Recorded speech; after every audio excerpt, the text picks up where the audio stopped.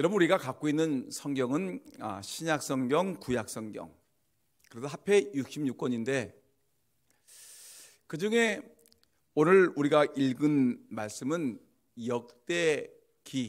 역대기라는 이 구약의 이스라엘 나라의 역사를 기록한 내용이 오늘 우리가 읽은 역대기라는 성경입니다.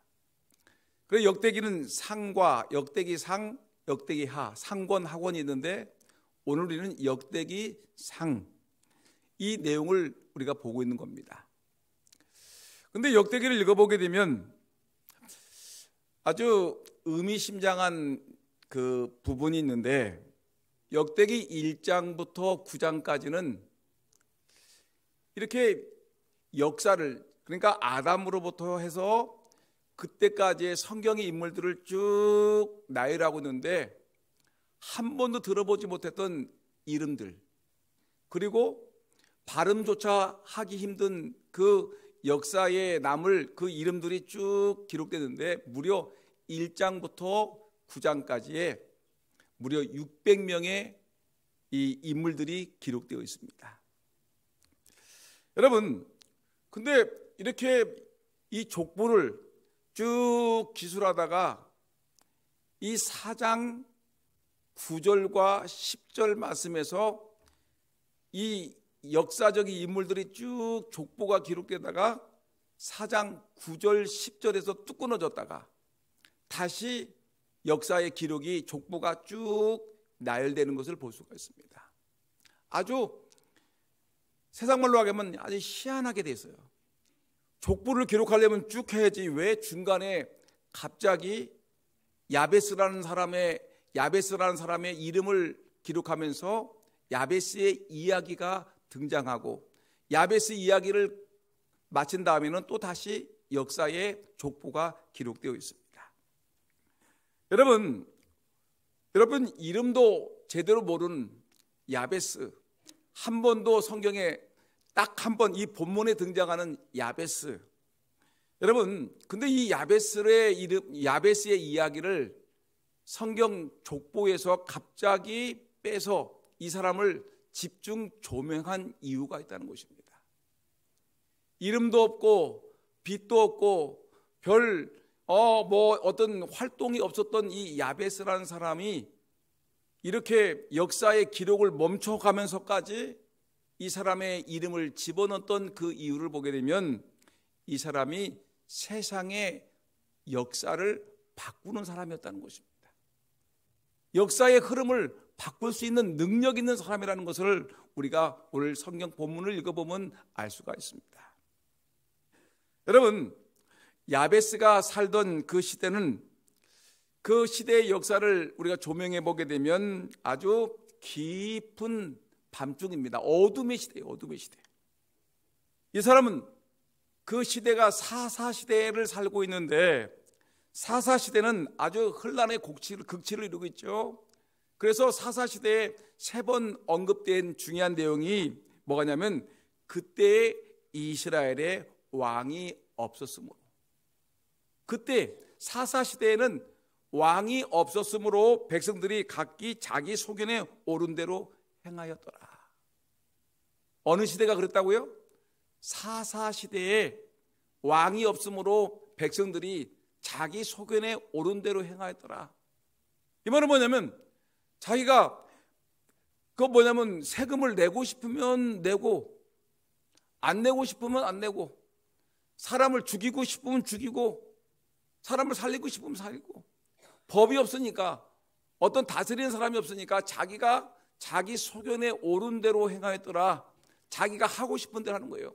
하나님을 예배하고 싶으면 예배하고, 또 하나님 앞에서 충성하고 싶으면 충성하고, 그렇다고 안 한다고 해서 뭐라 하는 사람도 없고, 그러니까 각기 자기 소견에 옳은 대로 행하는 그런 시대인데 우리는 이 시대를 어둠의 시대, 흑암의 시대라고 얘기하고, 또는 뭐라고 하냐면 기준이 없는 세상이고 무법천지와 같은 세상이라고 이 사사시대를 얘기하는데, 여러분 바로 이 어둠의 시대, 기준이 없는 시대, 무법천지와 같은 이 시대에 누가 있었냐면 바로 야베스라는 사람이 등장하고 있는 것입니다. 그럼 여러분, 야베스가 어느 시대의 사람이라고요? 좀 얘기 좀 합시다. 어느 시대의 사람? 사사시대의 사람이었다. 근데 사사시대는 어떤 기준도 없는 것이고 자기 소견에 옳은 대로 행동하는 사람들이 많은 그런 이런 시대의 어둠의 시대였는데, 근데 이 시대에 야베스가 낳고 야베스가 성장하고 야베스가 기도해서 세상을 바꾸는 그런 놀라운 일이 있었다는 것입니다. 여러분, 야베스라는 이름이 아까도 얘기했지만 성경 어느 곳에도 한 번도 나타나지 않았습니다. 근데 바로 오늘 역대상 4장 9절 10절 말씀에 야베스라는 사람이 등장하는 겁니다. 왜냐하면 야베스라는 이름이 등장하지 않는 이유는 뭐냐면, 여러분 그 이름이 여러분 좋은 이름일까요? 나쁜 이름일까요? 그 이름이 별로 좋은 이름이 아니에요. 어떤 이름이냐면, 좋은 이름이면 어떤 이름이냐면, 여러분 아브라함, 모세, 이삭, 야곱, 또 여호수아, 여러분 다니엘, 이런 이름들은 굉장히 좋은 이름 아니겠습니까? 그래서 사람들이 이 모세라든가 다니엘, 요셉, 야곱, 이런 사람들이 이름을 따가지고 우리 아들은 김다윗으로 지어야 되겠다, 우리 아들은 홍이삭으로 지어야 되겠다, 우리 아들은 여호수아로 이름을 지어야 되겠다 해가지고 사람들이 이름을 짓지 않습니까? 근데 야베스라는 이름은 성경에 한 번도 등장하지 않는다고 했는데, 그 이유가 뭐냐면 야베스의 이름이 너무너무 안 좋은 이름인데, 히브리 말로 이 번역을 해보면 야베스라는 말은 어떤 말이냐면 고통이란 말. 고통, 고난, 아픔, 슬픔이라는 뜻을 갖고 있는 것이 야베스예요.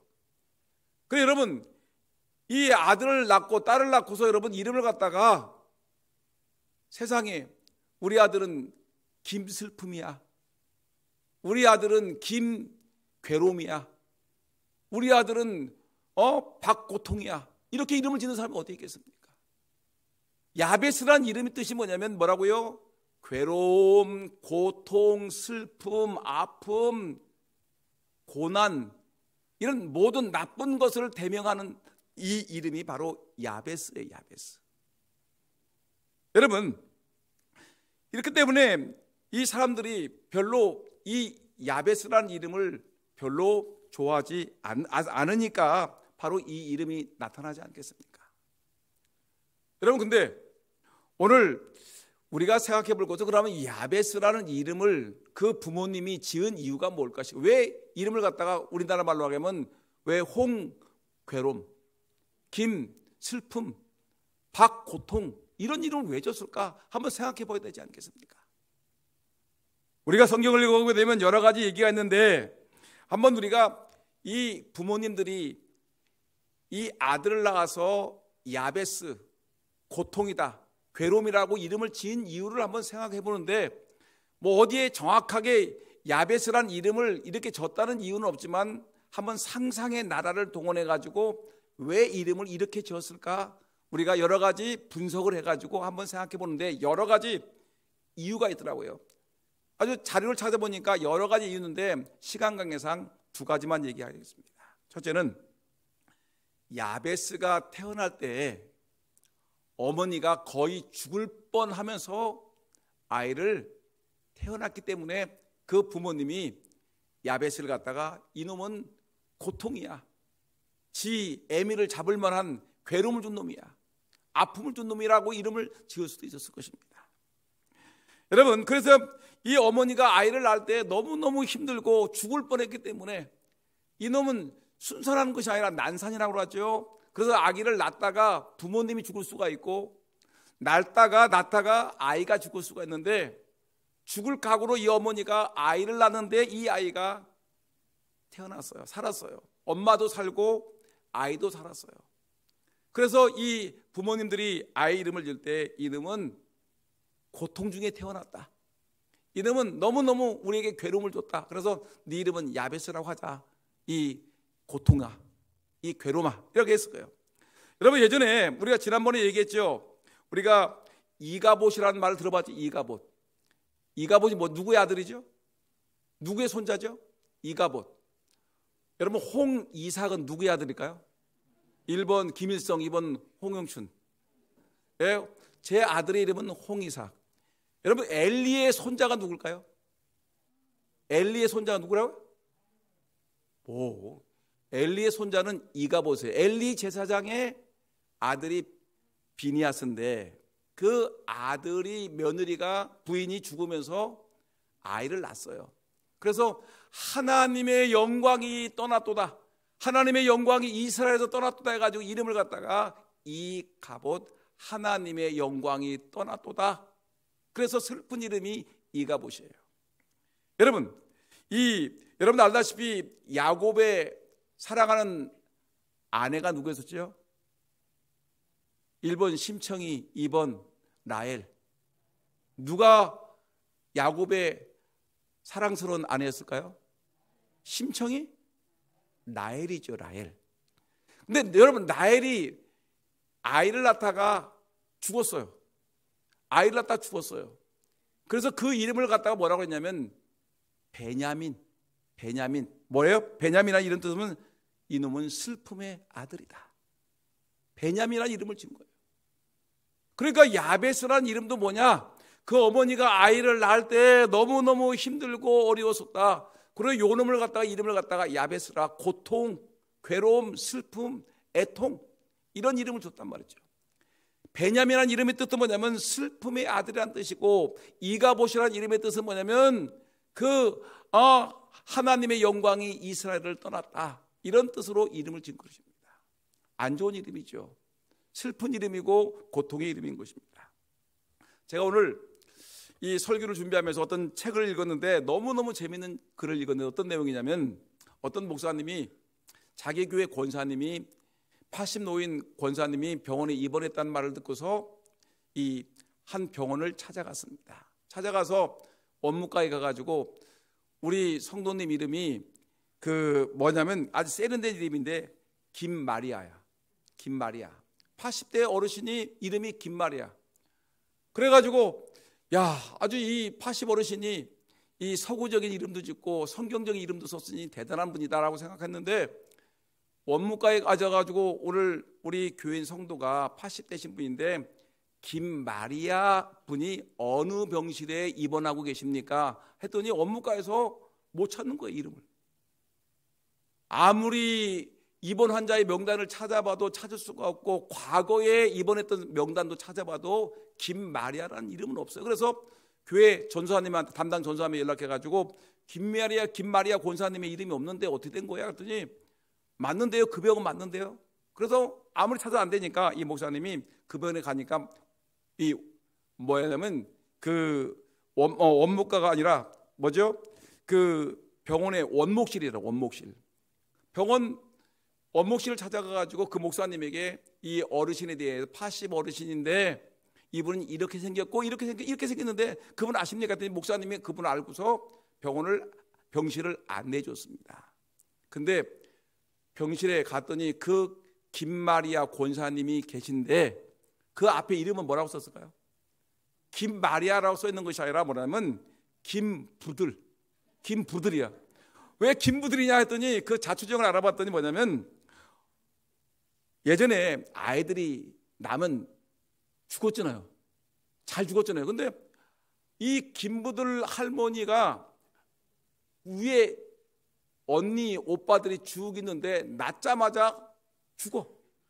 그러니까 이 부모님이 얘는 꼭 붙들어야 되겠다. 얘는 꼭 붙들어야 돼. 죽지 말고 붙들어야 된다 해가지고 이름을 붙들어야 된다 해가지고 김붙들이라고 이름을 줬다는 겁니다. 여러분 예전에 이런 일이 많아요. 그죠? 여러분 혹시 그런 이름 아닙니까? 여러분 진짜 이름을 숨기고 있는 분들 많이 있죠. 이름이 좀 그럴 만한 이름들이 있습니다. 김붙들. 위에 있는 형과 누나들이, 언니들이 다 죽으니까 부모님이 얘는 꼭 붙들어야 돼. 꼭 붙잡아야 돼. 그래서 김붙들이라는 이름을 줬다는 얘기를 들어봤습니다. 여러분 야베스라는 이름도 이런 이름이 아닌가? 출산할 때 너무너무 힘들어서 이런 이름이 지었지 않은가라는 생각을 하는 겁니다. 또 하나 다른 주석가들은 뭐라고 하느냐면 이 야베스란 이름은 뭐냐면, 야베스가 살던 시대가 어떤 시대라고 그랬어요? 사사시대, 기준이 없는 무법천지의 시대, 아주 정말 영적으로 완전히 어둠의 시대, 타락한 시대이기 때문에 이 시대를 살고 있는 우리 모두가 고통이다. 야 이놈아, 좋은 시대에 태어나면 좋은데 왜 이런 험악한 세상에, 이런 정말 영적으로 어둠의 시대에 태어나서 하면서 그 부모님이 시대를 한탄하면서 이 아이의 이름을 야베스라고 지은 것이 아니라는 이런 학자들의 얘기도 있습니다. 야베스가 살던 그 시대는 하나님의 이름조차 알지 못했던 영적으로 깜깜한 시대였습니다. 그때는 이스라엘의 왕이 없어서 백성들이 각기 자기 소견에 옳은 대로 행하였기 때문에 무법천지였다고 그랬죠. 백성들이 희망이 없는 시대이기 때문에 야베스가 태어난 그 시대는 어둠의 시대, 절망의 시대, 아픔의 시대, 고통의 시대이기 때문에 고통, 괴로움, 아픔이라는 이름의 뜻이 바로 야베스라는 것입니다. 정말 절망적인 시대 환경에서 네가 태어났구나라는 그런 의미가 있는 것입니다. 그 외에도 여러 가지 야베스라는 이름을 지었던 이유를 여러 학자들이 얘기를 하고 있는데 시간 관계상 다 얘기를 못하고 이 두 가지 얘기를 한 것입니다. 근데 여러분, 정말 중요한 것이, 근데 이런 야베스, 태어날 때 그가 괴롭게 태어났던 시대가 어두웠던 간에, 근데 이 야베스가 여러분 얼마나 유명한 사람이 되었는지, 이 역사가가 이 족보를 쭉, 아담부터 족보를 쭉 기도하다가 갑자기 야베스 시대가 오니까 야베스라는 사람을 대해서 소개하는 겁니다. 야베스의 기도를 설명하고 있는 것입니다. 그리고 야베스를 설명하다가 다시 족보로 돌아가는 거예요. 누가 누구를 낳고 누구 낳고 막 나가는 거예요. 그럼 여러분, 하나님께서 왜 이 성경을 기록할 때 여기다가 족보의 한가운데에다가 왜 야베스라는 사람을 집어넣은 이유가 무엇일까? 야베스가 기도에서 응답받았다는 내용을 집어넣은 이유가 무엇인가를 우리가 생각해 봐야 되지 않겠습니까? 여러분, 성경 말씀 보니까 야베스는 그 형제보다 존귀한 자라고 했습니다. 그래서 야베스는 형제보다 존귀한 자다. 형제들보다 존귀한 자라고 했어요. 이 말은 뭐냐면, 다른 말로 얘기하면 어떤 얘기냐면, 그 형제들이 있었어요. 저는 6남매, 저희 아버지는 10남매 장손, 저는 6남매 막내. 여러분 보세요. 근데 그 자손들이 있었는데 그 자손들이 모두가 가족들이 대가족을 이루니까 10남매 그다음에 또 누가 쭉쭉쭉 퍼져나가면 엄청난 가족들이 이루어지기, 시족이 이루어지고 부족이 이루어지는데, 그 부족 시족이 어려움을 당하고 있는데 이 걸출한 야베스라는 사람이 하나님께 기도했더니 그가 존귀한 자가 되었다는 것입니다. 아니, 집안 전체가 쫄딱 망하는 아주 어둠의 시대, 고통의 시대에 있는데, 근데 야베스라는 사람이 하나님께 기도했더니, 하나님 나에게 복을 주옵소서, 하나님 내 지경을 넓혀 주옵소서, 주의 손으로 나를 붙들어 주옵소서, 나를 환난에서 벗어나 근심이 없게 하여 주옵소서라고 하나님께 기도했더니 하나님은 그 기도를 응답하셔서, 여러분, 그가 야베스가 자기의 가족들과 친족들과 그 시대를 살리는 위대한 사람이 되었다는 것을 오늘 성경은 말하면서 이 사람을 족보 한가운데다가 야베스를 집어넣는 것을 볼 수가 있습니다. 여러분, 사실은 야베스는 유명한 사람이 절대 아닙니다. 여러분, 야베스는 믿음의 세계를 시작한 믿음의 조상도 아니고요, 또 이방 민족이 침공했을 때 이 적군을 막아냈던 장군도 아니고요, 훌륭한 임금도 아닌 아주 평범한 민초에 지나지 않는 평범한 사람에 지나지 않는 사람입니다. 아주 사실은 이름도 없는 사람이에요. 그런데 그의 이름을 여러분 이렇게 족보 한가운데에 집어넣었던 이유가 무엇인가를 우리가 깊이 생각해 보셔야 되는 것입니다. 그의 이름이 위대했던 이유는 단 한 가지가 있는데, 그가 족보 한가운데에 역사를 기록하는 가운데 그의 이름이 기록하는 이유는 뭐냐면, 그는 뭐로 유명한 사람이냐면 기도로 유명한 사람입니다. 따라합시다. 야베스는 기도의 사람이었습니다. 어둠의 시대에 기도의 사람이었어요. 절망의 시대에 기도하는 사람이었습니다. 낙심하고 모든 것이 무너지고 이런 모든 것이 혼란스러운 그 시대에 야베스가 떴던 이유는 뭐냐면, 야베스는 그때 하나님을 향하여 기도하는 사람이었기 때문에 그가 위대한 인물이 될 수 있었던 것입니다. 기도로 시대의 어둠을 일깨웠고, 기도로 자신의 고난을 이겨냈고, 기도가 시대를 살렸고 인생을 멋지게 만드는 것입니다.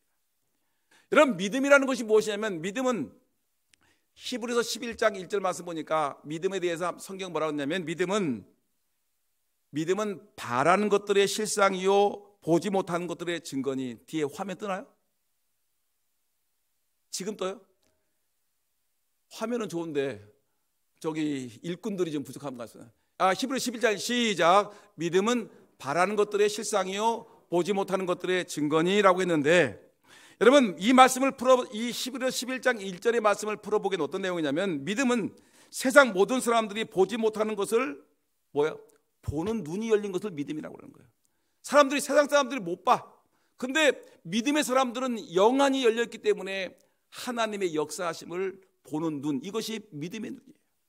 믿음은 캄캄한 밤 어두운 땅을 걸어가면서도 내일을 바라볼 수 있는 눈이 바로 믿음의 눈인 거예요. 땅에 살면서도 하늘을 바라보는 눈, 이 세상 험악한 세상을 살아가는데도 불구하고 우리는 영안이 열렸기 때문에 하늘을 바라볼 수 있는 눈이 바로 뭐예요? 이것이 믿음이라는 건 믿음. 여러분 믿음은 고난 중에서도 고난 넘어 계시는 하나님을 바라보는 그 눈, 바로 이 눈을 가리켜서 우리는 성경을 뭐라고 합니까? 이 남들이 못 보는 것을 보는 것, 어둠의 세상에서 밝은 미래를 바라보는 것, 고난 중에 고난 너머에 있는 하나님의 축복을 바라보는 이것을 뭐라고 하냐면 우리는 믿음의 눈을 가졌다, 믿음을 가졌다고 얘기하는 것입니다. 오늘 이 자리에 계신 사랑하는 성도 여러분, 지금 내가 고난이 있어도 아픔이 있어도 슬픔이 있어도 여러 가지 괴로움이 있어도 여러분 믿음을 가지고 오늘 고난이 지난 다음에 하나님이 펼쳐주시는 그 축복을 바라보는 믿음의 눈을 갖기를 예수님의 이름으로 축원합니다. 뭔가 우리는 믿는 사람들은 세상 사람들과 다르게 봐야 됩니다. 지금 우리는 고난이라고 하지만, 세상 사람은 고난이라고 하지만 우리는 고난 넘어서 그 다음 세상을 바라보는 것입니다. 이것을 우리는 믿음이라는 것입니다. 여러분 야베스는 이 믿음의 눈을 갖고 있는 사람이었어요. 깊은 밤에도 초롱초롱한 눈을 뜨고 있었습니다. 야베스는 태어나면서 계속된 고통과 눈물과 슬픔을 불만으로 받아들이지 않았어요. 자기가 태어난 환경이 슬픈 환경이었지만 세상을 원망하지 아니하고 이런 믿음의 눈을 가지고 하늘을 바라보면서 하나님 내게 복을 주옵소서, 내게 복을 주옵소서라고 하나님께 기도해가지고 그 기도를 응답받아서 여러분 세상을, 가정을 바꿔놓는 놀라운 존귀한 자가 되었다는 것을 성경은 우리에게 말씀하고 있는 것입니다. 여러분 그렇기 때문에 우리는 지금 우리가 고난의 세상을 산다고 할때라도 우리는 원망할 필요가 없어요. 낙심할 필요도 없어요. 우리가 살고 있는 이 세상이 힘들고 어려웠다고, 그 힘들고 어려운 일이 벌어진다고 해도 우리가 믿음의 눈을 갖고 있는 사람들은 여러분 한 발자국 더 앞서가는 영적인 안목이 있기 때문에 결코 우리가 낙심하거나 절망하지 않습니다. 우리의 하나님이 우리와 함께 하시는 그 놀라운 축복을 바라보기 때문에 그렇습니다. 그렇기 때문에 야베스는 위대한 비전의 사람이었고요, 야베스는 태어날 때부터 달고 다니는 고통을 기도로 바꾸고 슬픔을 비전으로 승화시킨 하나님의 사람인 것입니다. 여러분 야베스가 기도가 어떤 기도했죠? 한번 야베스의 기도를 한번 들어볼까요? 야베스의 기도는 역대상 4장 10절 말씀인데, 한번 역대상 4장 10절 말씀이 뭔가 한번 볼까요? 시작. 주께서 내게 복을 주시려거든 나의 지역을 넓히시고 주의 손으로 나를 도우사 나로 환난을 벗어나 내게 근심이 없게 하옵소서. 여러분 야베스의 기도를 갖다가 여러 가지 나눌 수 있지만 세 가지로 나온다면, 첫째, 나의 지역을 넓혀 주옵소서. 두 번째, 나의 주의 손으로 나를 도와주옵소서. 누구의 손으로 나를 달라? 주의 손으로 나를 도와주시고, 세 번째 뭐예요? 나로 환난을 벗어나 근심이 없는 삶을 살게 해주옵소서. 여러분 이런 기도란 말이에요. 나의 지역을 넓혀 달라는 이런 기도는 뭐냐면 하나님이 다스려 달라는 거예요. 내 땅이 많아지게 한다는 것이 아니라, 땅이 넓어지는 것이 아니라 뭐냐면 하나님이 다스리는 영역이 넓어지게 하여 주옵소서. 우리 가정이 그동안 내 남편이 폭력으로 다스렸는데 우리 집안을 하나님이 다스려 주옵소서. 하나님, 우리 교회를 하나님이 다스려 주시고, 하나님, 이 금산 땅을 사람의 손이 아니라 하나님이 다스리는 나라가 금산이 되게 하여 주시고, 이 대한민국이 사람이 통치하는 나라가 아니라 하나님이 다스리는 나라가 되게 해달라고, 하나님의 통치, 하나님의 다스림, 하나님의 주권을 강조하는 것입니다. 하나님, 원합니다. 지금 이 시대가 어두운 시대인데 하나님이 다스리는 이 나라가, 하나님이 다스리는 이 지경이 넓어지게 하여 주옵소서. 마귀가 다스리는 권세에서 마귀의 권세는 점점 쫓겨나고 누구의 권세가 많아지는 겁니까? 하나님의 권세, 하나님의 능력, 하나님의 은혜가 다스리는 지역과 가정과 나라가 되게 해달라고 기도하는 그 기도입니다. 여러분, 기도하셔야 됩니다. 여러분, 믿지 않는 남편이죠? 어떻게 기도해야 될까요? 하나님, 우리 집안에 믿지 않는 남편이 우리 가정을 다스리니까 기도도 안 하고 가정 예배도 드리지 못하고 성경도 못 드리고 예배도, 주일날 예배 드릴 때 예배도 제대로 드리지 못하는 이런 이 악한 영들이 다스리는 가정인데, 하나님, 내 남편을 구원하시고 하나님, 우리 가정을 하나님이 다스리는 나라가 되므로, 가정이 되므로 우리 가정이 하나님이 다스려서 이 가정에서 찬송도 울려 퍼지고 기도도 울려 퍼지고 하나님이 다스리는 우리 가정이 되게 해달라고, 여러분, 이런 기도를 드려야 되겠습니다. 내 지역을 넓혀달라는 것은 뭐 단골이 많아지고 뭐 이것보다 우선은 뭐냐면, 하나님, 우리 가정에 하나님이 다스리는 그런 범위가 넓어지게 하여 주옵소서.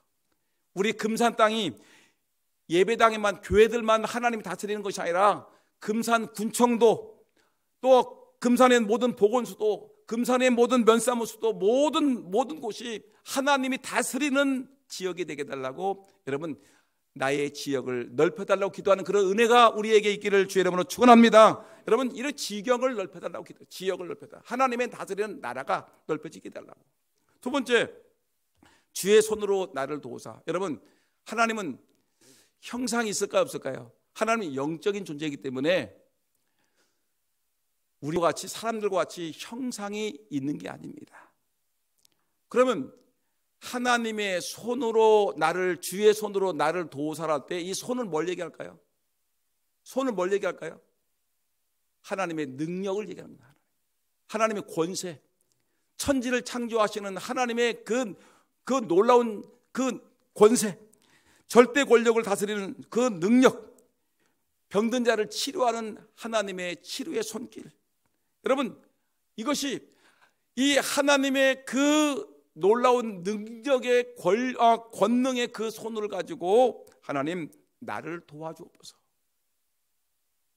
여러분, 병들었을 때 어떻게 기도합니까? 하나님, 주님의 능력의 손으로, 치유의 손으로 저를 치료하여 주옵소서. 기도해야 되지 않겠습니까? 하나님, 지금 김항수 장로님이 몸이 안 좋은데 하나님, 주님의 능력의 손, 치료의 손길로 안수하셔서 그 병든 몸을 고쳐 주옵소서. 김현희 사를 고쳐 주옵소서. 여러분, 기도해야 되지 않겠습니까?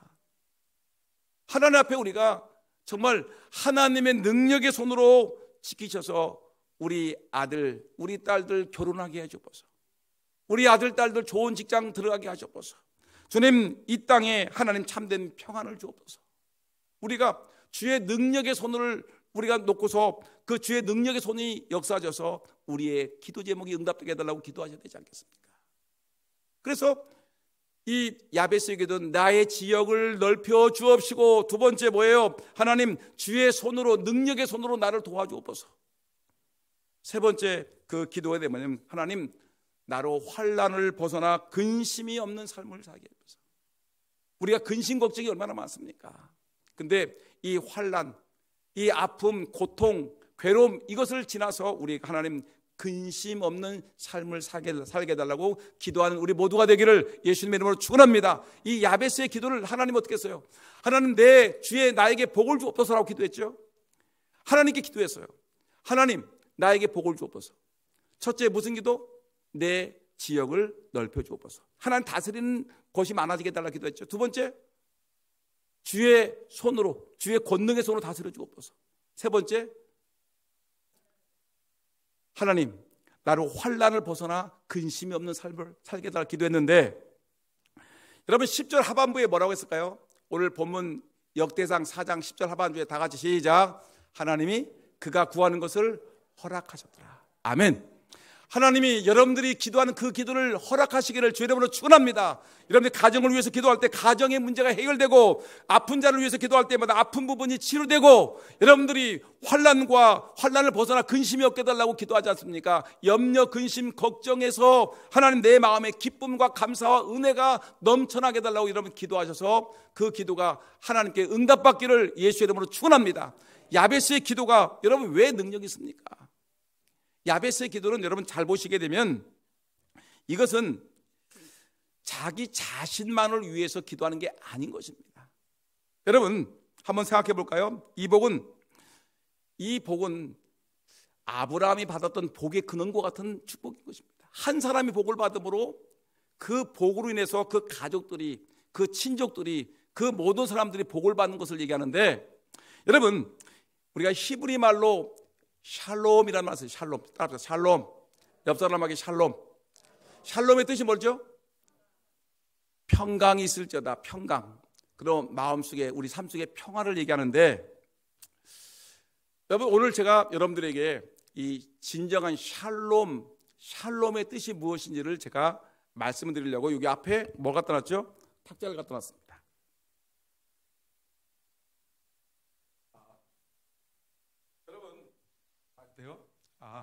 보세요. 지금 여기에 이 아주 비싼 루트백센이라는 이거 독일제인데, 요거를 그걸 따요. 안딴 겁니다. 땄어요. 그런데 요거를 갖다가, 그러니까 이 잔에다가 누가 이 수건, 제가 일부러 수건을 왔는데 할 수 없어요. 빠르셔야 됩니다. 보세요. 요것이 하나의 축복이에요. 하나의 축복인데, 요것이 여러분 마음의 그릇입니다.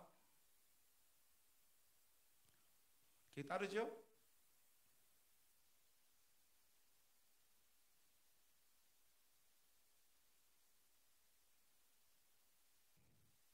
넘치죠?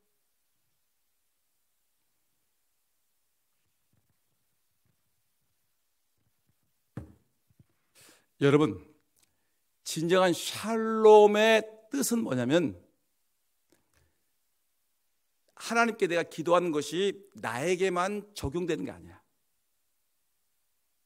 이 하나님의 축복이 내 잔에서 넘쳐나는 거.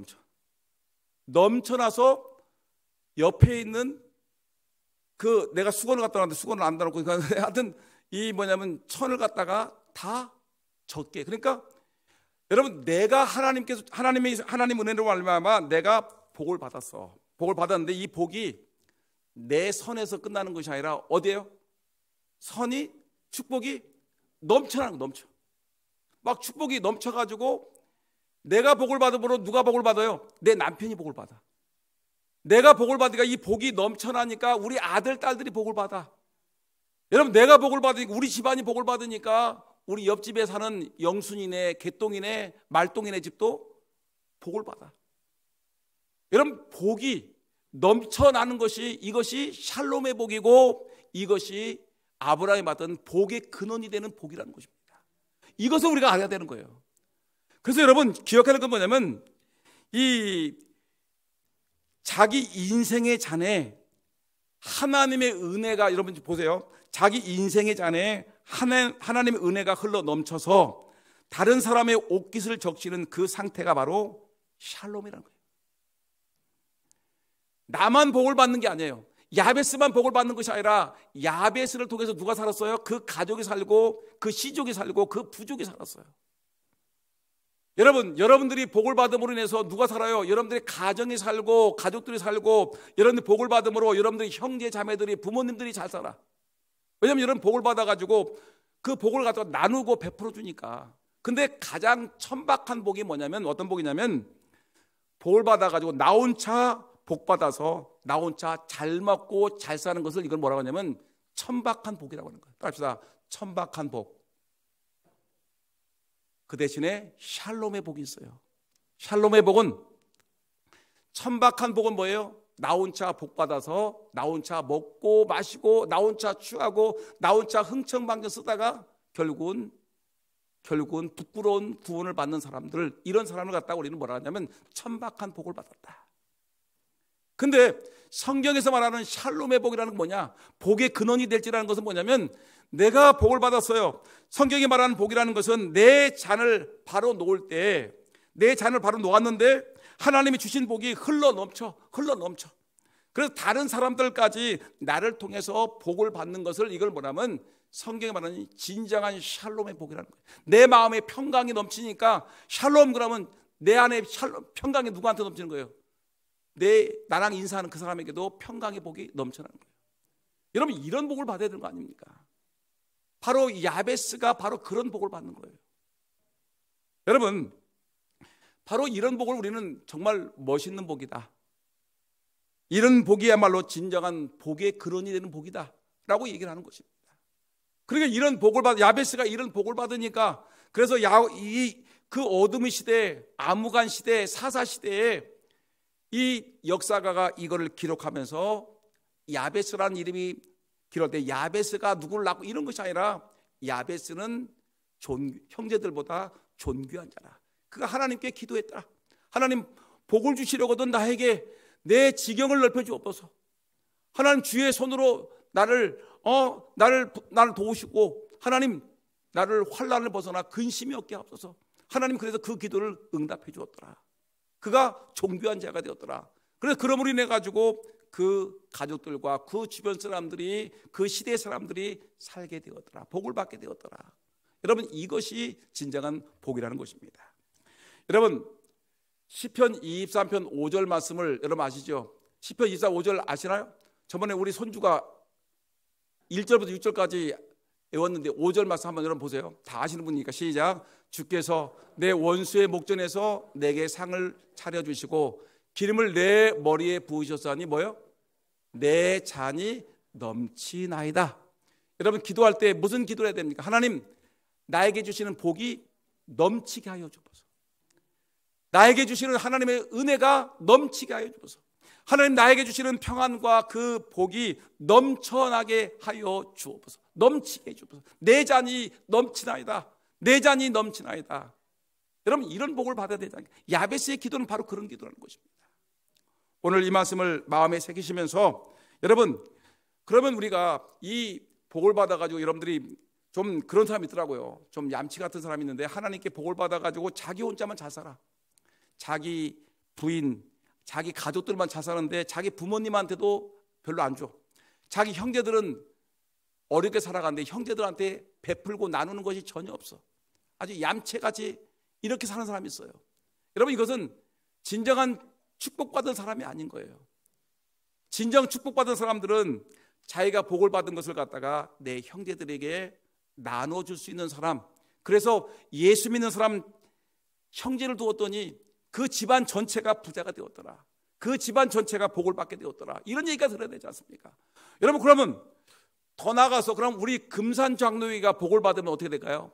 우리끼리만 먹고 마시고 LED도 설치하고 카메라도 좋은 것만 놓고 우리끼리만 좋은 것만 다 놓고 삐까뻔쩍하고 우리끼리만 잘 살자? 아니죠. 어떻게 될까요? 하나님께서 우리 교회에 복을 주시면 이 금산에 살고 있는 어렵고 힘든 사람들에게 뭐 해야 돼요? 이들에게 하나님의 복을 나누셔야 됩니다. 베풀고 나누는 교회가 돼야 되는 거예요. 여러분, 우리 교회가 복을 받으면 어떻게 됩니까? 지금 어려움을 당한 교회들을 갖다가 우리가 돌아봐야 되는 거예요. 불난 교회가 있으면 우리가 화재당한 교회를 우리가 도와야 되는 거예요. 여러분, JMS로 인해서 그 교회가 무너졌는데 여러분, 그런 교회를 우리가 도와줘야 되는 거예요. 시골 교회들, 어려움을 당한 교회들이 얼마나 많습니까? 이런 교회를 도와주는 것이 진정한 주님, 내 잔이 넘치나이다. 내 잔이 넘치나. 샬롬의 복, 복의 근원이 되는 복을 받는 거예요. 근데 많은 사람이 이거를 몰라. 진정한 축복이라는 것은 내가 받은 복을 나만 갖는 것이 아니라 내 잔이 넘치기 때문에 다른 사람들에게까지 내 복을 느끼도록 해주는 거, 그 사람의 옷을 적시도록 해주는 것이 진정한 축복이고, 여러분 내가 복을 받았으면 다른 사람도 혜택을 받아야, 하나님 사랑하고 이웃을 사랑해야 되지 않겠습니까? 여러분 내가 복을, 우리 교회가 복을 받으면 어떻게 합니까? 우리가 살고 있는 이 지역에 어려움을 당한 사람들을, 가난한 사람들, 고아들, 어르신들, 힘들고 고통당한 사람들을 도와주는 것이 마땅한 것이고, 그리고 어려운 교회들을 도와주는 것이 마땅한 것이고, 선교사를 도와주는 것이 마땅한 것입니다. 이것이 진짜 복이라는 것입니다. 그냥 나 혼자만 잘 살래, 우리 교회만 잘 살래 하고 꽁꽁 모아두는 것이 진정한 복이 아니라 베풀고 나누고 섬기고 내 잔이 넘쳐서 다른 사람들에게 촉촉히 적셔주는 것, 이것이 진정한 복인 걸 알고, 여러분 야베스가 그런 것 같이 여러분들도, 우리도 기도해서 야베스와 같이 여러분 가정을 살리고 여러분 주변 사람들을 살리고 나라를 살리는 저와 여러분 모두가 되기를 예수님의 이름으로 축원합니다.